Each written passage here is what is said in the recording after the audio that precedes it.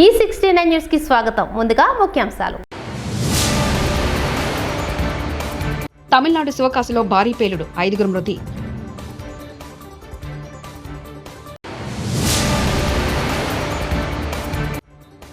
పాసమైలారం ప్రమాద మృతుల కుటుంబాలకు కోటి పరిహారం, సీఎం రేవంత్ రెడ్డి.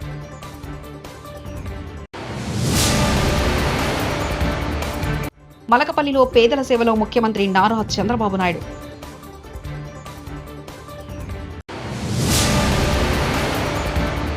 రాజకీయంగా ఎన్ని ఇబ్బందులు వచ్చినా రాజీ పడలేదు వైఎస్ జగన్. తమిళనాడు రాష్ట్రం విరుద్నగర్ జిల్లాలోని శివకాశిలో బాణాసంచ తయారీ కర్మాగారంలో అకస్మాత్తుగా మంటలు చెలరేగాయి. ఫ్యాక్టరీ నుంచి పెద్ద శబ్దం, పొగలు రావడంతో వెంటనే అప్రమత్తమైన స్థానికులు అధికారులకు సమాచారం అందించారు. వెంటనే పోలీసులు, రెస్క్యూ సర్వీసెస్ సిబ్బంది సంఘటనా స్థలానికి చేరుకొని సహాయక చర్యలు చేపట్టారు. గాయపడిన వారిని హుటాహుటిన ఆసుపత్రికి తరలించారు. ఉమ్మడి రాష్ట్రంలో గానీ తెలంగాణ రాష్ట్రంలో గానీ ఇంత భారీ ప్రమాదం జరగలేదని ముఖ్యమంత్రి రేవంత్ రెడ్డి అన్నారు. ఈ రోజు మంగళవారం పాసమైలారం చేరుకున్న సీఎం ప్రమాద స్థలిని పరిశీలించి ఈ ఘటనపై అధికారులతో సమీక్షా సమావేశం నిర్వహించారు. అనంతరం మీడియాతో మాట్లాడుతూ పాసమైలారం ఘటన అనంతరం మంత్రులు, జిల్లా అధికారులు, పోలీసు అధికారులు పరిస్థితులను పర్యవేక్షిస్తున్నారని తెలిపారు. మృతుల్ని తరలించడం, క్షతగాత్రుల్ని ఆసుపత్రికి తరలించడం వంటివి అధికారులు దగ్గర నుండి మరీ చూసుకుంటున్నారన్నారు. ఈ ప్రమాదం చాలా మంది ప్రాణాలు బలిగొందని, ప్రమాదం దురదృష్టకరమంటూ ఆవేదన వ్యక్తం చేశారు. వాళ్ళకి రావాల్సిన ₹1,00,00,000 శాతంతో నేను పని మిత్రమా. చనిపోయిన కుటుంబాలకు ₹1,00,00,000 వాళ్ళకి వస్తాయి. ధన్యవాదాలు.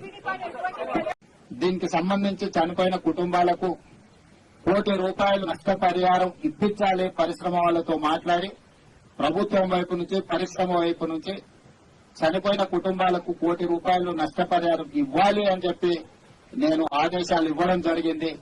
ఆదేశాల ప్రకారం మా మంత్రులు పరిశ్రమ యజమానులతో మాట్లాడి ప్రభుత్వం వైపు నుంచి సహకారం తీసుకొని వాళ్ళకి నష్టపరిహారం అందించడం జరుగుతుంది.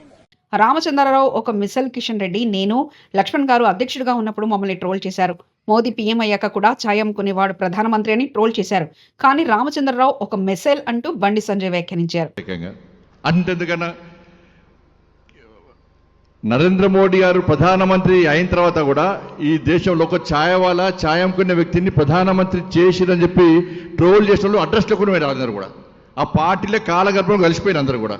కానీ ఇలా దేశానికి నరేంద్ర మోడీ గారు ఎంత గొప్ప సేవ చేస్తుండో, ఒక శక్తివంతమైన భారతదేశ నిర్మాణం కోసం ఏ విధంగా కష్టపడి పనిచేసారో ఇలా మనం చూస్తున్నాం మనం. అందుకే చాలా మంది రామచంద్ర గారు ఏం చేసిరని తెలంగాణ రాష్ట్ర అధ్యక్షుడు చెప్పి చాలా మంది అనేక పార్టీలు ప్రశ్నిస్తున్నాయి. వాళ్ళ ఒక మిసైల్ అన్న రామచంద్రరావు గారు ఒక మిసైల్. కొవ్వూరు నియోజకవర్గం మలకపల్లిలో పేదల సేవలో కార్యక్రమంలో పాల్గొన్న ముఖ్యమంత్రి నారా చంద్రబాబు నాయుడు ఇలాంటివన్నీ చేస్తున్నాయి. సంక్షేమ కార్యక్రమాలకు నాంది పలికాం. నేను ఆ రోజు ఒకే మాట చెప్పాను, సూపర్ 6 అన్నాం. అవన్నిటి కూడా కట్టుబడి ఉన్నాం. అన్నా క్యాంటీన్లు మళ్ళీ ప్రారంభించాం. 203 అన్నా క్యాంటీన్లు ఇస్తున్నాం. మా ఆడబిడ్డలకి నేనే దీపం పెట్టాను, వంట గ్యాస్ ఇచ్చాను. నా తల్లి కష్టాలు పడింది. అలాంటి కష్టాలు నా ఆడబిడ్డలకు రాకూడదని దేశంలోనే మొట్టమొదటిసారిగా వంట గ్యాస్ ఇచ్చిన పార్టీ, సిలిండర్లు ఇచ్చిన పార్టీ తెలుగుదేశం పార్టీ. ఆ రోజు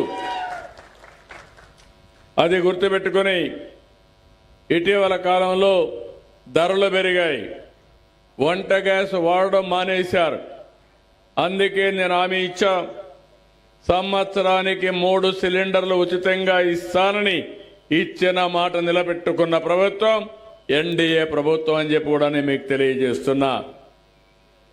దీనికి ఇంకా చిన్న చిన్న టెక్నికల్ ఇబ్బందులుంటే అవసరమైతే 4 నెలలకు ఒకసారి సిలిండర్ ఖర్చు నేరుగా మీ అకౌంట్లో వేస్తానని కూడా హామీ ఇచ్చాను. మొన్నే మీరు చూశారు, తల్లికి వందనం. నేను ఒకే మాట చెప్పాను, ఈరోజు ఒక్కొక్కరికి 2-3 పిల్లలుంటే పిల్లల్ని చదివించుకోలేకుండా ఇబ్బంది పడుతున్నారు. ఒకప్పుడు చెప్పింది ఎంతమంది పిల్లలుంటే అంతమందికి ఇస్తామని, ఒకరికే ఇచ్చారు. నేను ఒకే మాట చెప్పాను, ఎంతమంది పిల్లలున్నా తల్లికి వందనం ఇస్తామని చెప్పి ఈరోజు 4, 5, 6 మంది పిల్లలున్నా వాళ్లకు డబ్బులు ఇచ్చిన పార్టీ.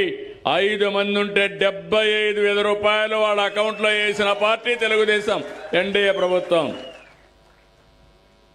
ప్రజలకు నిరంతరం అందుబాటులో ఉండడం అనేది రాజకీయాల్లో ఎంతో ముఖ్యమని, అందుకు సోషల్ మీడియాను విస్తృతంగా ఉపయోగించాలని యువ విభాగాన్ని ఉద్దేశించి వైఎస్ఆర్సీపీ అధినేత మాజీ సీఎం వైఎస్ జగన్మోహన్ రెడ్డి అన్నారు.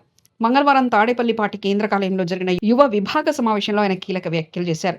యూత్ వింగ్ అనేది పార్టీలో క్రియాశీలకమైందని, ప్రజా వ్యతిరేక ప్రభుత్వాన్ని నిలదీయడంలో యువతది కీలక పాత్ర అని, పార్టీ సంస్థాగతంగా మరింత బలోపేతం చేయాలని తెలిపారు. క్యాండిడేట్లు అందరూ కొత్త వాళ్ళే. ఆ నుంచి కూడా అక్కడి నుంచి ఒక 18 మంది మన క్యాండిడేట్ తప్ప నుంచి మిగతా వాళ్ళంతా అంత ఫ్రెష్ ఫేసెస్. ఆ నుంచి మన క్యాండిడేట్లు విజయం సాధించడం మొదలుపెట్టాడు. 67 స్థానాలు 2014లో గెలిచినాం. మళ్ళా 23 మందిని దాంట్లో పోచింగ్, మళ్ళా మనల్ని పార్టీని వీకెన్ చేయడం కోసం అని చెప్పి 9 మంది ఎంపీలు గెలిస్తే 3 ఎంపీలను పోచింగ్, 67 మంది ఎమ్మెల్యేలో 23 మంది ఎమ్మెల్యేలు పోచింగ్. కానీ మళ్ళీ దేవుడు మళ్ళీ 2019 వచ్చేసరికి అదే మొట్టికాయలు వేసాడు. మన దగ్గర నుంచి ఎంతమంది పోచింగ్ చేశారో కరెక్ట్గా అంతే నెంబరే, వాళ్ళ నెంబర్స్ కూడా కరెక్ట్గా అంతే 23కే పడ్డాయి. ఎంపీలు ఎంతమందిని పోచింగ్ చేశారో మళ్ళీ కరెక్ట్గా అంతే నెంబర్స్తోనే వాళ్ళ నెంబర్లు కూడా కట్టడయ్యాయి. నేను చెప్పేది ఎందుకు చెప్తా ఉన్నానంటే, ఈ విషయాలు అందరూ కొత్త వాళ్ళే. కొత్తదనానికి విలువ అన్నది ప్రతిపక్షంలో ఉన్నప్పుడే వస్తుంది. ప్రతిపక్షంలో ఏ నాయకుడైనా ఎదగలుగుతాడు, ఎవరైనా నాయకుడు కాగలుగుతాడు. అయితే 2 గుణాలు ఉండాలి. ఒకటి ప్రజలకు అందుబాటులో ఉండడం, రెండవది చిక్కటి చిరునవ్వుతో పలకరింపు. 2 ఖచ్చితంగా ఉండాలి. ప్రతిపక్షంలో ఉండాల్సింది మరొక మేజర్ గుణం ఏమిటి అని అంటే, ప్రజలకు ఏదైనా సమస్య వచ్చినప్పుడు ప్రజల తరపున మనం ప్రజలకు తోడుగా నిలబడగలగడం. ఈ 3 చేయగలిగితే ఎవరైనా లీడర్ కాగలుగుతాడు. ఇక్కడి నుంచి స్టార్ట్ చేయండి. నియోజకవర్గం స్థాయిలో నియోజకవర్గ అధ్యక్షుడిగా ఉన్న ప్రతి ఒక్కరికి నేను చెప్తా ఉన్నా, ఈ రోజు నుంచి స్టార్ట్ చేయండి. మనం ఈరోజు చూసేది యూత్ అధ్యక్షుడిగా, నియోజకవర్గం ఇన్ఛార్జిగా, యూత్ అధ్యక్షుడిగా ఫస్ట్ అడిగే ఇది. మీ చివరి అడుగు ఎమ్మెల్యే కావడం, అది గుర్తుపెట్టుకోండి.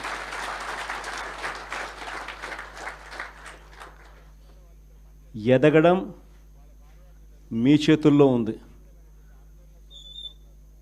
మిమ్మల్ని పెంచడం నా చేతుల్లో ఉంది. శశిధర్ గౌడ్ బాధ్యత మాది, అతన్ని మేము ఇంటికి తీసుకొస్తాం. మేము మీ అన్నల్లా తమ్ముళ్ళ అనుకోండి. శశిని ఇంటికి తీసుకొచ్చే బాధ్యత మాది. రేవంత్ రెడ్డి పిచ్చోడు, మెంటల్ గాడు. మనం భయపడాలని కేసులు వేస్తారు. రేవంత్ రెడ్డి ట్రాప్లో పడి మనం భయపడొద్దు. మనం టైం వస్తుంది, అప్పుడు వాళ్ళ సంగతి చూద్దాం. శశిధర్ గౌడ్ కుటుంబ సభ్యులతో ఎమ్మెల్యేలు పాడి కౌశిక్ రెడ్డి, డాక్టర్ సంజయ్.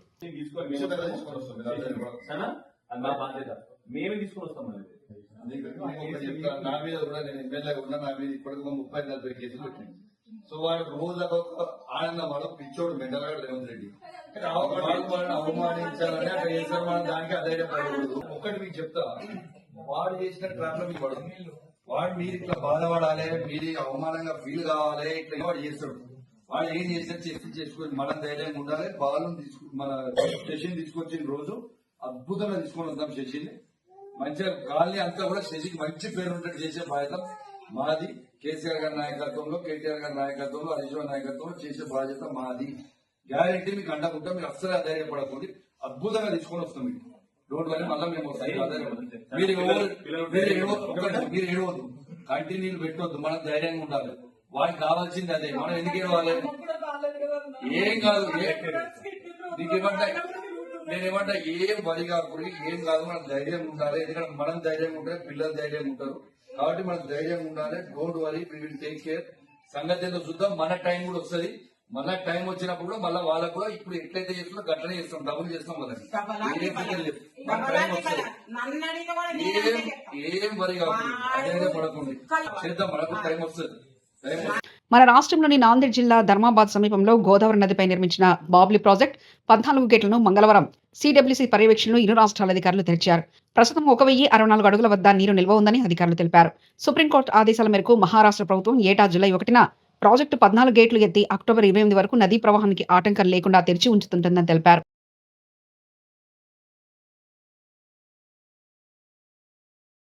విద్యా ఐటీ శాఖల మంత్రి నారా లోకేష్ ఉండవల్లిలోని తన నివాసంలో ఇవాళ మంగళవారం ప్రజా దర్బార్ నిర్వహించారు. ప్రజా దర్బార్లో ప్రజల నుంచి మంత్రి విజ్ఞప్తులు స్వీకరించారు. ఆయా ఫిర్యాదులను పరిశీలించి సంబంధిత అధికారులకు లోకేష్ కీలక ఆదేశాలు జారీ చేశారు. ప్రజా సమస్యలను అధికారులు వెంటనే పరిష్కరించాలని ఆదేశించారు. కూటమి ప్రభుత్వంలో అందరికీ అండగా ఉంటామని మంత్రి భరోసా ఇచ్చారు. మెడికల్ సీట్ ఇప్పిస్తామంటూ వైసీపీ కీలక నేత సజ్జల రామకృష్ణారెడ్డి సన్నిహితులు మోసం చేశారని గుంటూరు జిల్లా తాడేపల్లి మండలం కుంచనపల్లికి చెందిన మన్నె సుబ్బారావు మంత్రిని కలిసి ఫిర్యాదు చేశారు.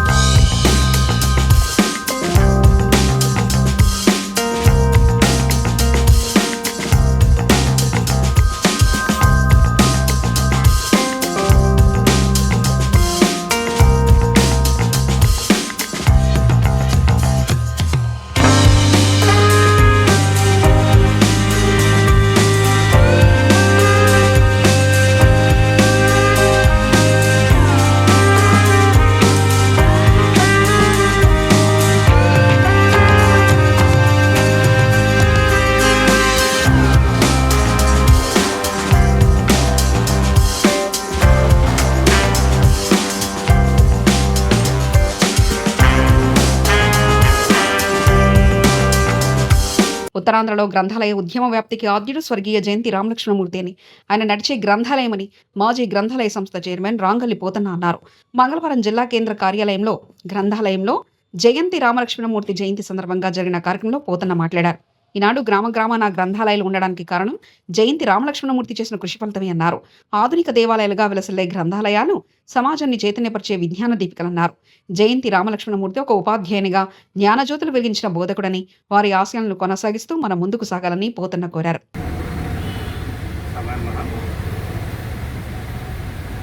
ఉత్తరాంధ్ర భాగాలుగా నడియాడే గ్రంథాలయంగా విశేష ఖ్యాతించి మన ముందు ఆయన భౌతికంగా లేనప్పటికీ ప్రతి గ్రంథాలయంలో కూడాను ఆయన ముఖం మనకు కనబడతారు. ఒక కార్యక్రమంలో చేపట్టేటప్పుడు ఏ విధంగా నిర్వహణ చేయాలి, ఎలా నిర్వహించాలి, ఒక నిర్మాణ సంఘ సంస్థ రూపొందించడంలో మన జయంతి గారు నడియాడే గ్రంథాలయంగా పేరు తెచ్చుకున్నారు. ఆయన ఎప్పుడు ఒక బ్యాగ్ ఇచ్చి ఎవరు కనిపించినా తన పుస్తకం ఇచ్చి ఇది చదివి దీని మీద ఏమైనా మాట్లాడదామా అని ప్రతి స్నేహితుడికి కూడా దానికి పోయే వాళ్ళకి కూడా ఆ పుస్తకం ఇచ్చి వాళ్ళు చదవమని ఒత్తిడి తెచ్చేవారు. ఒక వారం 10 రోజుల తర్వాత మళ్ళీ ఆయన అక్కడ కనిపిస్తే ఏం మాట్లాడతా ఈ పుస్తకంలో ఉన్న విషయం ఏంటి, మంచి చెడ్డ డిస్కస్ చేసేటువంటి మంచి మానవతావాది. చివరి వరకు కూడా గ్రంథాలయ ఉద్యమంలో ఉన్నారు. అంతేకాకుండా ఉపాధ్యాయ రంగంలో చాలా పేరు తెచ్చుకున్న ఒక ఉపాధ్యాయ రాష్ట్ర నాయకుడిగా కూడా అతను కీర్తించబడ్డామని మనందరికీ తెలిసిన విషయమే. నడియాడే గ్రంథాలయమే కాకుండా అన్ని సమస్యల మీద అతనికి ఒక అవగాహన ఉంది.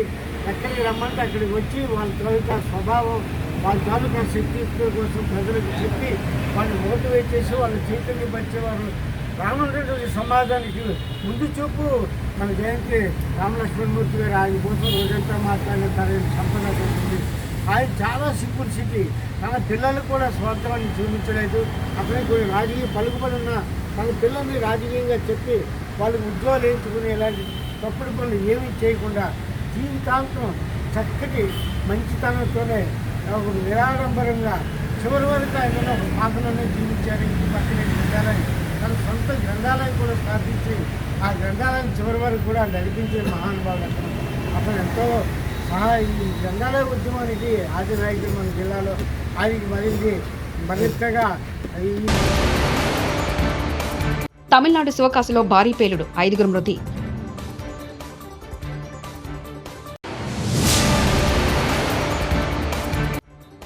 పాసమేలారం ప్రమాద మృతుల కుటుంబాలకు కోటి పరిహారం, సీఎం రేవంత్ రెడ్డి.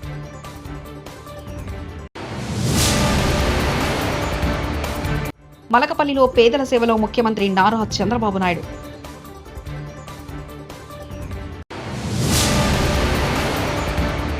రాజకీయంగా ఎన్ని ఇబ్బందులు వచ్చినా రాజీ పడలేదు వైఎస్ జగన్. ఈ 69 న్యూస్ ఇంతటితో సమాప్తం. చూస్తూనే ఉండండి ఈ 69 న్యూస్.